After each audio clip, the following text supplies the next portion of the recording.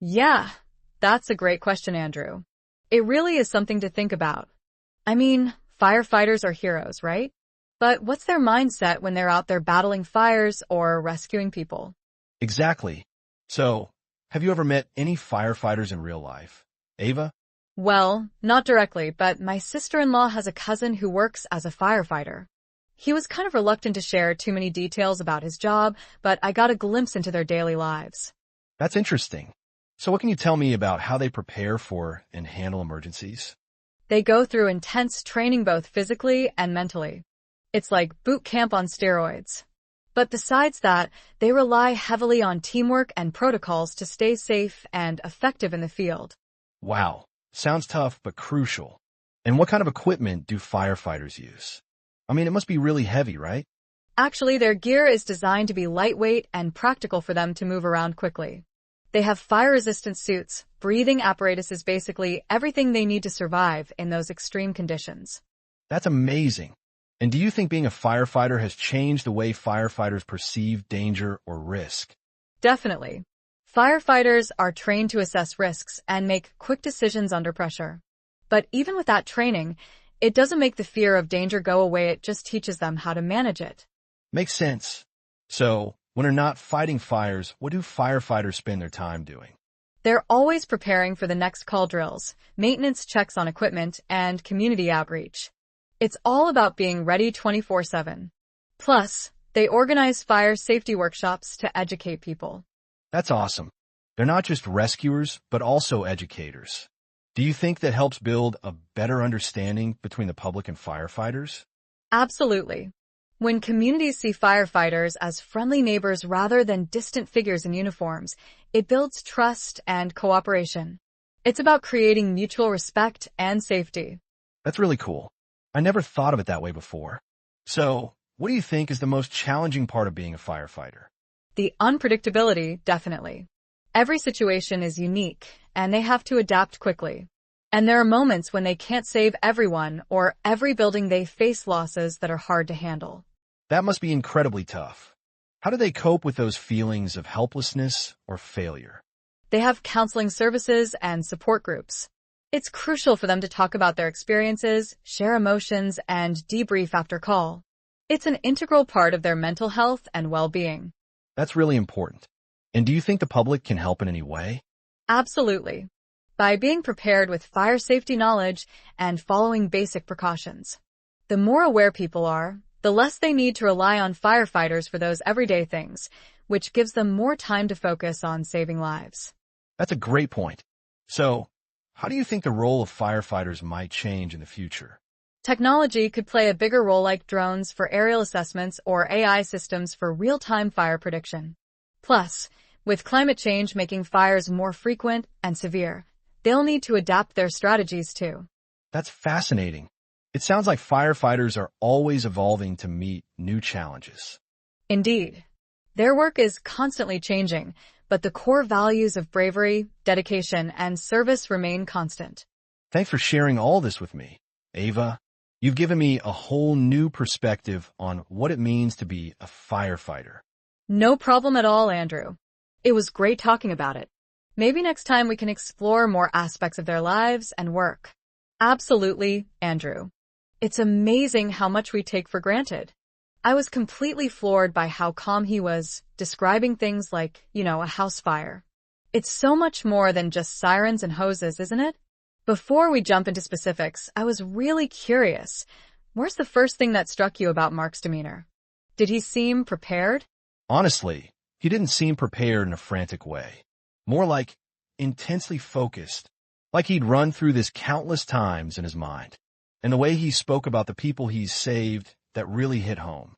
It wasn't just about putting out the fire, was it? He talked about the families. Totally. That's what got me. He was so deliberate about prioritizing human life. He described a call he responded to, a small kitchen fire, and how he meticulously checked for anyone trapped, even before he started battling the flames. It's the small details that seem to matter so much. What did he say about the training they go through? Is it purely physical, or is there a huge psychological component? That's a brilliant point. He emphasized it's both. The physical stuff, the drills, the equipment handling is obviously crucial. But the psychological training, particularly situational awareness and decision-making under extreme stress, was just as important. He said they run simulations that put them in completely disorienting scenarios, forcing them to react instinctively. Wow, that sounds intense. Did he talk about the toughest calls he's faced? I'm imagining those would be incredibly difficult to process. I'm picturing the aftermath, the emotional toll. How did he describe dealing with that? He was very open about it. He mentioned one incident, a car accident with multiple fatalities. He didn't shy away from the sadness, acknowledging the profound impact it had on him and the team. He emphasized the importance of debriefing and supporting each other afterward. It's not just a job, he said, it's a commitment to each other. That's so important. I think that's often overlooked, the camaraderie, the support system. You hear a lot about the danger, but not the weight of responsibility, the burden of making those life or death decisions. Did he talk about the equipment? The gear, the vehicles, it must be incredibly specialized. Absolutely. The equipment is a massive part of it. He explained the different types of hoses, the specialized tools, the thermal imaging cameras. It's a whole arsenal. And the vehicles, they're incredibly robust, built to withstand some serious abuse. He mentioned the constant maintenance and upgrades are critical. So, it's not just about knowing how to use the equipment, but understanding it, trusting it to work when your life depends on it. Did he discuss any particular challenges they face, like responding to high-rise fires or working in confined spaces? He said high-rise fires are exponentially more complex due to the building's structure and the potential for multiple occupants. And confined spaces, like collapsed buildings, are terrifying. He spoke about the need for specialized training and equipment for those situations. The time pressure is immense. It's mind-blowing to think about the level of preparation and skill required. I was also curious, do firefighters have a particular type of physical fitness they need to maintain? You'd imagine carrying equipment and battling flames would be incredibly demanding. He said it's a very specific type of fitness, strength endurance, core stability, and agility. They're constantly training to carry heavy equipment, navigate difficult terrain, and perform physically demanding tasks. It's not just about being strong. It's about sustained performance. That makes sense. And it's not just about their own fitness, but also about being able to assist others. Thinking about the risks, do firefighters ever experience a sort of aftermath in terms of mental health? Like, are there programs or support available to them?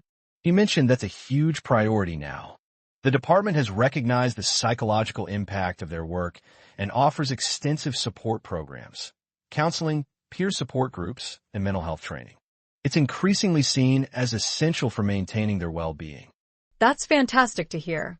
It highlights the fact that it's a truly demanding profession, and looking after the mental and emotional health of those brave individuals is absolutely vital. It shifted the conversation, really. So, looking back at everything he said, what would you say is the single most important lesson you took away from talking to Mark? Honestly, the sense of unwavering dedication. The way he spoke about his commitment to protecting others, despite the inherent risks. It was a powerful reminder of the courage and selflessness of these incredible people. He's not just a firefighter, he's a guardian. Absolutely. And that's a truly humbling thought. Thank you so much, Andrew, for sharing that incredible conversation with Mark. It's given us a much deeper appreciation for the sacrifices firefighters make every single day. Actually, I did last year when my neighbor's house caught on fire during a storm. The firefighter who responded was really cool. Wow, that must have been terrifying for your neighbor and their family. How did the firefighter handle the situation? Well, he stayed calm and assessed the situation quickly. He made sure everyone was safe before even thinking about putting out the fire. That's impressive. I've always been curious about what goes through a firefighter's mind in those situations. Do you think it's adrenaline-fueled or more strategic? I think it's a mix of both, to be honest. They have to make quick decisions under pressure, but they also need to think critically and prioritize tasks. That makes sense. I've heard that firefighters undergo extensive training to prepare for different scenarios. What kind of training do they receive? Oh, it's incredibly rigorous. They learn about firefighting techniques, rescue procedures, and even how to navigate through smoke-filled buildings. That sounds like a lot to take in. Have you ever seen a fire being fought firsthand? I've always been amazed by the equipment they use.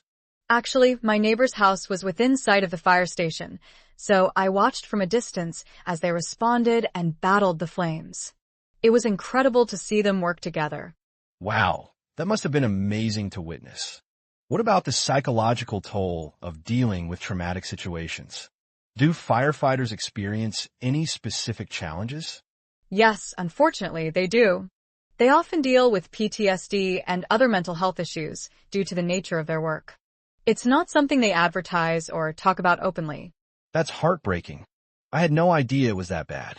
How can we support firefighters in these situations? Well, one way is by appreciating their service and sacrifices.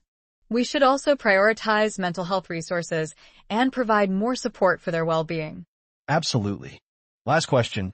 What do you think is the most misconceived myth about being a firefighter? I'd say that people often think firefighters just run into burning buildings without a plan. But in reality, they have to carefully assess risks and make strategic decisions on the fly. That's so true. It's not just about rushing in. It's about executing a precise response. Thanks for sharing your insights with us today. No problem. I think it's essential to raise awareness about the realities of being a firefighter. Well, thank you both for an eye-opening conversation.